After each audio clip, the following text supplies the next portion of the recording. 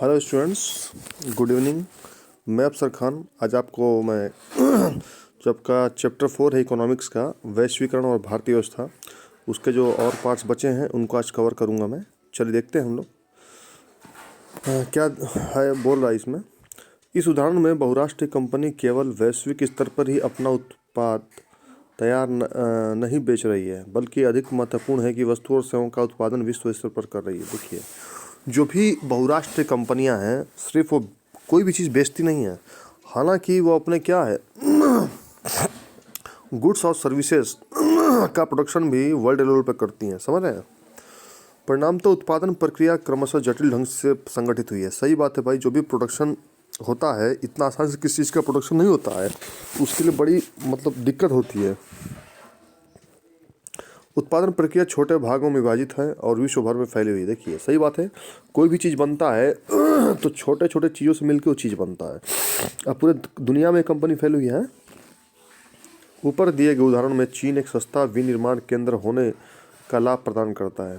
देखिए, चीन में क्या कोई भी चीज़ सस्ती बनती है। आप देखते हैं एलईडी देख लीजिए, पहले चाइना के मोबाइल आते थे, ये सब सस्ते होते हैं, इससे लाभ भी होता है। मैक्सिको और पूर्वी यूरोप अमेरिका और यूरोप के बाज़ारों से अपनी निकटता के कारण लाभप्रद है। और चाइना सब कहाँ बेचता है? सब अपने माल यहीं कहीं बेच देता है, सब यूरोप अमेरिका यूरोप के बाज़ारों में अपनी आराम से उससे ये मार्केट निकट भी उसका बेच देते हैं लोग आपस में ही। भारत में अत्यंत कुशल इंजीनियर उपलब्ध हैं जो उत्पादन के तकनीकी पक्षों को समझते हैं। यहाँ अंग्रेजी बोलने वाले शिक्षित युवक भी हैं जो ग्राहक देखभाल सेवा उपलब्ध करा सकते हैं। देखिए, हमारे यहाँ जो IITians से बहुत कुशल श्रमिक इंजीनियर हैं, और हमारे अच्छे युवा भी हैं जो इंग्लिश बोल के विदेशी ग्राहकों को लुभा सकते हैं हम लोग चाह देंगे तो। ये सभी चीज़ें बहुराष्ट्र कंपनी की लागत का 50-60% बचत कर सकती है। सही बात है, अगर हमारे अच्छे स्किल्स पर्सन हैं जो इंग्लिश बोल सकते हैं, अपने प्रोडक्ट को बेच सकते हैं, अच्छे इंजीनियर हैं, तो हमारा कम से कम 50 से 60% बचा सकते हैं। भाई, अगर कोई ख़राब इंजीनियर है तो क्या करेगा? ज़्यादा माल लगा देगा, कंपनी को घाटा हो जाएगा। मान लीजिए बाय द वे अगर किसी को उतना अच्छा पढ़ा लिखा नहीं है और उसी के हाथ में हम कंपनी का माल दे दें तो 50-60% घाटा करवा देगा।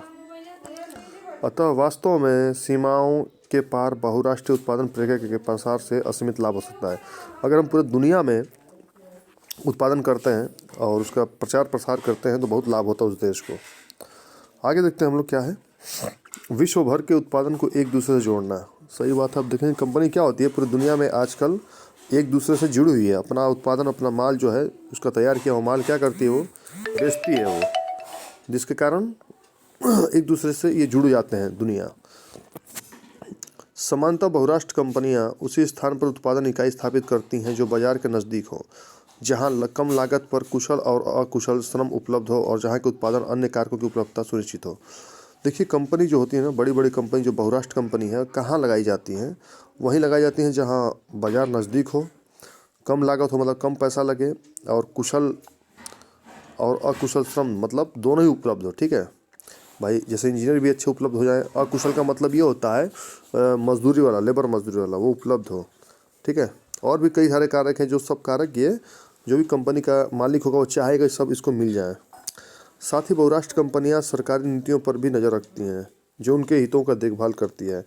अब बाद में इस अध्याय में सरकारी नीति के बारे में और अध्ययन करेंगे। सरकारी नीति भी होनी चाहिए अच्छी से, बैंकिंग सुविधा है ना, सरकार कितना उसको प्रोटेक्शन कर रही है, आगे चल के समझाएंगे। ठीक है, इस पर निर्भर करती है। इस परिस्थितियों को सुनिश्चित करने के बाद ही बहुराष्ट्र कंपनियां उत्पादन के लिए कार्यालय और कारखानों की स्थापना करती है। देखिए, जब उसको सही प्लेस मिल जाएगी, सिक्योरिटी मिल जाएगी, बाजार मिल जाएगा किसी कंपनी को, तो अपनी स्थापना करती है। परिसंपत्तियों जैसे भूमि, भवन, मशीन और अन्य उपकरणों की खरीद में भी की गई मुद्रा को निवेश कहते हैं। निवेश का मतलब जो आप पूंजी लगाते हैं अपनी। ठीक है, सब मशीन, भवन, भूमि खरीदेगा ना भाई, कोई भी कंपनी बनाएगी तो। बहुराष्ट्रीय कंपनियों द्वारा किए गए निवेश को विदेशी निवेश कहते हैं। ठीक है, जब बहुराष्ट्रीय कंपनियां भाई कहीं अपना विदेश में निवेश करती है उसको विदेशी निवेश कहते हैं। लगाना, पैसा लगाना। कोई भी निवेश इस आशा से किया जाता है कि ये परिसंपत्तियां लाभ अर्जित करेंगे। भाई, अगर आप लोग भी कहीं दुकान खोलेंगे तो इसमें पहले पैसा इन्वेस्ट करेंगे ना, किस लिए करेंगे? कि आपको प्रॉफिट हो। ठीक है, अब देखते हैं ये पैराग्राफ। कभी कभी बहुराष्ट्र कंपनियां इन देशों की स्थानीय कंपनियों के साथ संयुक्त रूप से उत्पादन करती हैं। भाई हो सकता है कि भाई इंडिया कंपनी अमेरिका में गई तो अमेरिका की भी कोई छोटी मोटी कंपनी होगी, उनके साथ दोनों मिल के कंबाइन होकर वो उत्पादन करती हैं। संयुक्त उत्पादन से स्थानीय कंपनी को दोहरा लाभ होता है। देखिए 2 लाभ होते हैं उसके। पहला, बहुराष्ट्र कंपनी अतिरिक्त निवेश के लिए धन प्रदान कर सकती है, जैसे कि तीव्र उत्पादन के लिए मशीनें खरीदने के लिए। देखिए जो है कि लोकल कंपनी तो उसको कुछ नहीं करना, जितना पैसा होता है ये सब बड़ी बड़ी कंपनी उसको देती हैं, तो फायदा हुआ कि नहीं हुआ, उसको कुछ नहीं करना है। दूसरा, बहुराष्ट्रीय कंपनियां उत्पादन की नवीनतम प्रौद्योगिकी अपने साथ ला सकती हैं।